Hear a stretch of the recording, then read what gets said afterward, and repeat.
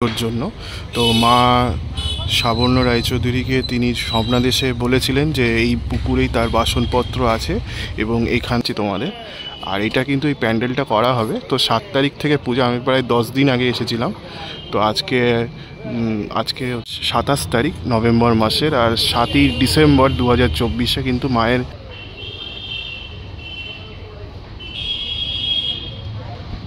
Welcome back. আমি সিদ্ধার্থ আজকে চলে এলাম মাঝেরহাটে। মাঝেরহাট স্টেশন থেকে আমি যাব চণ্ডী মায়ের যে মন্দির রয়েছে, বরিশা চণ্ডী মায়ের মন্দির, সেখানে প্রস্তুতি দেখাবো। তো 7 তারিখ থেকে কিন্তু পুজো, তো তার আগে 10 দিন আগে যাচ্ছি। মা কীভাবে প্রস্তুত হয়েছে সেটা তোমাদের দেখানোর জন্য। তো এখানে নেমেও তোমরা বজবজ লোকাল ধরে তোমরা মাঝেরহাট নামতে পারো, সেখান থেকে বাসে করে চলে যেতে পারো, খুব তাড়াতাড়ি হবে। সেই কারণে এই রুটটা তোমাদের দেখালাম, আশা করি তোমাদের ভালো লেগেছে। আমি এবার মাঝেরহাট স্টেশন থেকে বেরিয়ে গিয়ে বাস ধরে সোজা শখের বাজার নামবো, এবং শখের বাজার থেকে একটুখানি হেঁটে গেলেই বরিশার মা চণ্ডী মায়ের মন্দির রয়েছে, সেটা তোমাদের দেখাবো মা কীভাবে প্রস্তুত হতে। চলো বেশি কথা না বাড়িয়ে সোজা ভিডিওর দিকে এগোনো যাক।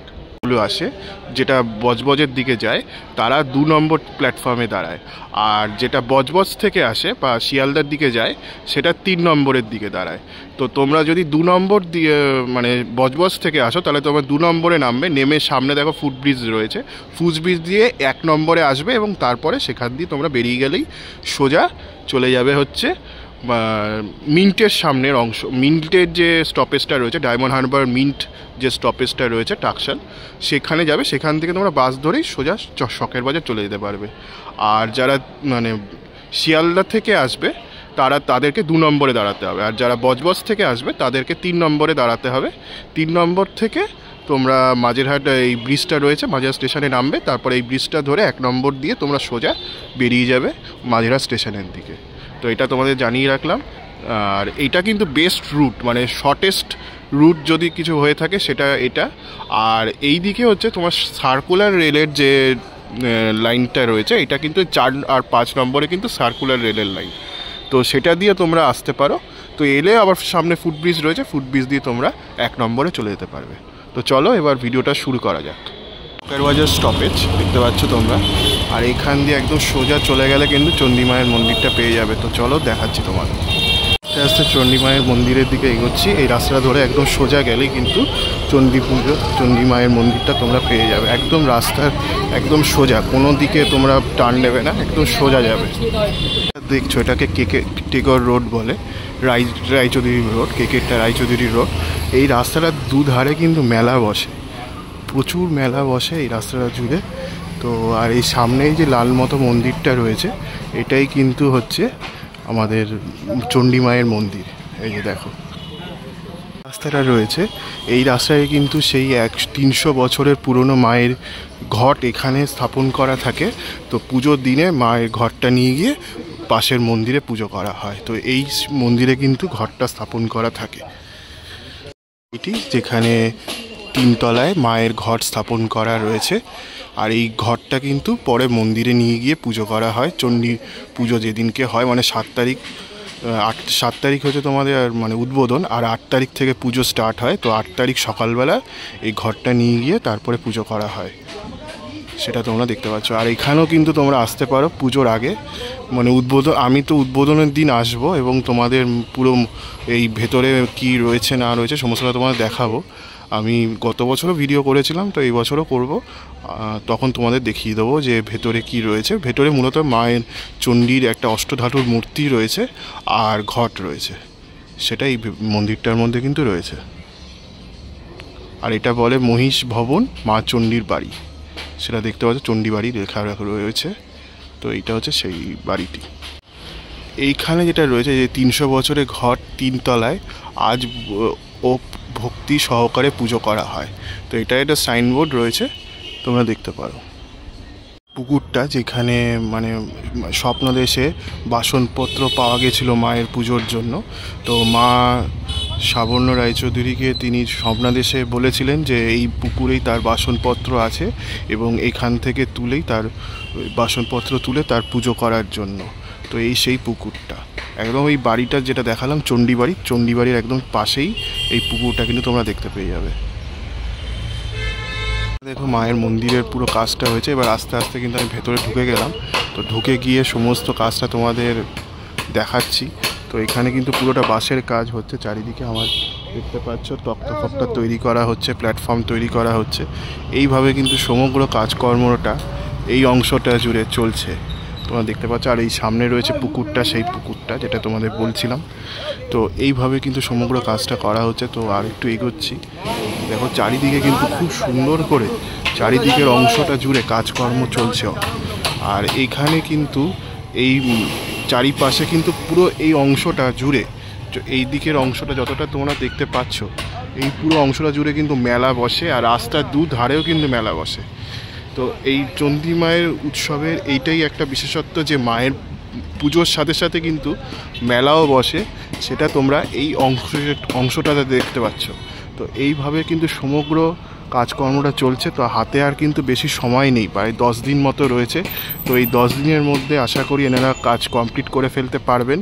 আর মায়ের কিন্তু জাস্ট মাটির কাজটাই হয়েছে, আমি গিয়ে দেখেছিলাম, কিন্তু আমি তোমাদের দেখাচ্ছি না, কিন্তু তোমরা দেখতে ভালো লাগবে না মাকে, তো সেই কারণে আমি দেখালাম না। আর ওই জায়গাটা ঢাকাও দেওয়া রয়েছে, যেহেতু মাকে দেখতে সেরকম ভালো লাগবে না, সেই কারণে কমিটি থেকে এটা ঢেকেও রেখেছে জায়গাটা।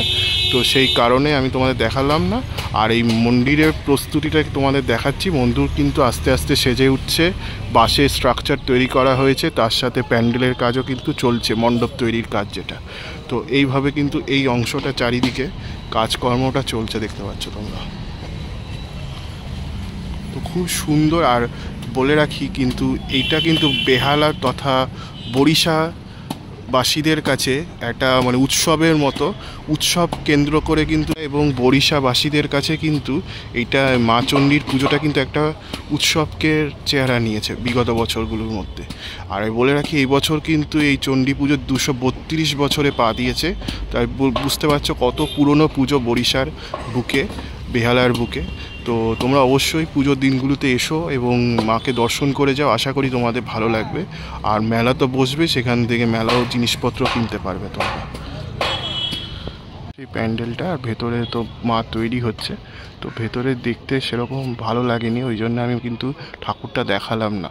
আর এইখানে কিন্তু এই মঞ্চটার মধ্যে মানুষ আসে এবং মাকে দর্শন করে। আর সামনে হচ্ছে মায়ের মন্দিরটা আমি একটু দেখাচ্ছি তোমাদের।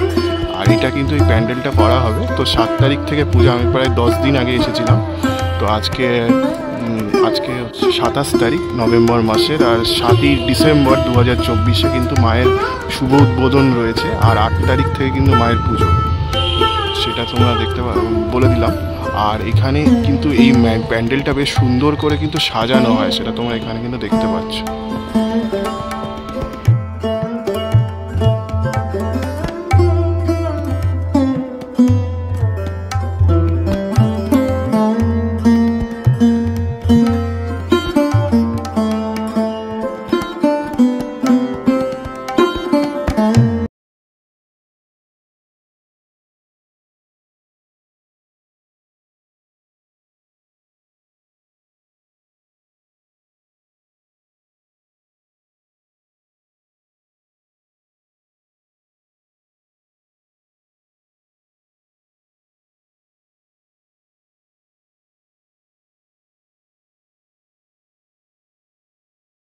আমরা আয়না দিয়ে তৈরি করা হয়েছে, দেখতে পাচ্ছ।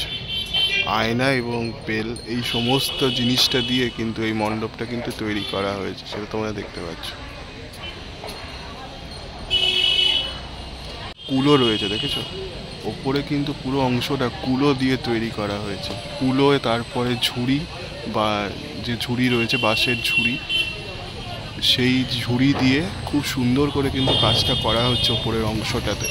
সেটা দেখতে কিন্তু ভালো লাগে, মানে মণ্ডপটা কিন্তু বেশ মানে একটা আধুনিকতার ছোঁয়া কিন্তু এই মণ্ডপটা এলে তোমরা দেখতে পাবে, এবং একটা শিল্প নিদর্শন কিন্তু রয়েছে এই মণ্ডপটার মধ্যে।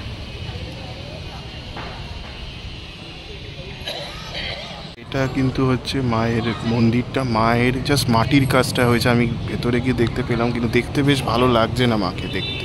মা যখন পুরো কমপ্লিট হয়ে যাবে এবং মায়ের যখন রং হবে, মায়ের তারপরে সাজ পড়বে, মার গহনা পড়বে, তখন কিন্তু দেখতে মাকে ভালো লাগবে।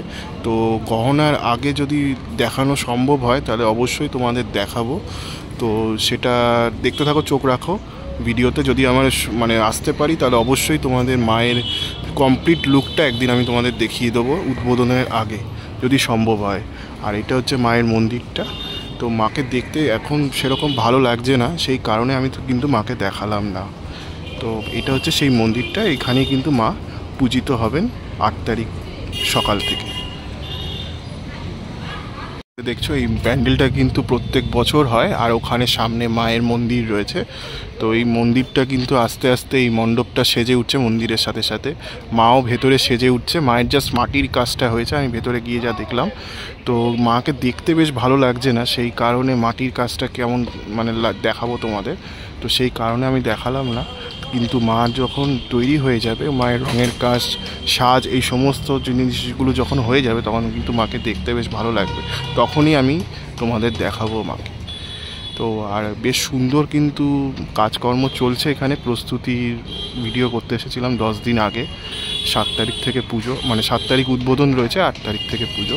তো তার মধ্যে কিন্তু বেশ জোর কদমে এখানে কিন্তু প্রস্তুতি চলছে এই বরিশার চণ্ডী মন্দিরে, সেটা তোমরা এখানে দেখতে পাচ্ছ।